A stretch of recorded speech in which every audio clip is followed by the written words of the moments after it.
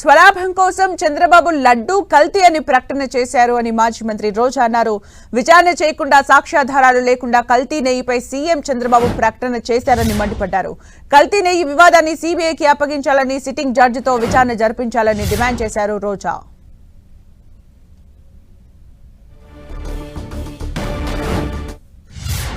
చంద్రబాబు నాయుడు తన స్వలాభం కోసం పవిత్రమైన తిరుపతి లడ్డు మీద నింద వేసి ఈ రోజు శ్రీవారి భక్తులందరి మనోభిప్రాయాల్ని దెబ్బతీశాడు.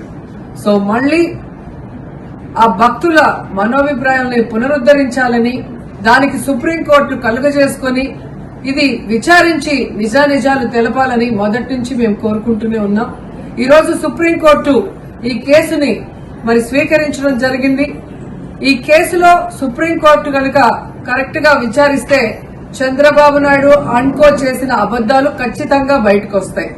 ఎందుకంటే మీరే చూశారు, చంద్రబాబు నాయుడు లాంటి వాళ్ళు ఒక సీఎం స్థాయిలో ఉండి తప్పు జరిగిందా లేదా అని విచారణ చేయకుండా, ఎటువంటి సాక్ష్యాధారాలు లేకుండా కేవలం జగన్మోహన్ రెడ్డి గారిని టార్గెట్ చేయాలి, ఆయన మీద నింద వేయాలి, ఆయన్ని హిందువులకి దూరం చేయాలన్న ఒక దురుద్దేశంతోనే ఈ యొక్క కామెంట్ చేశాడు అనేది స్పష్టం కాబోతుంది.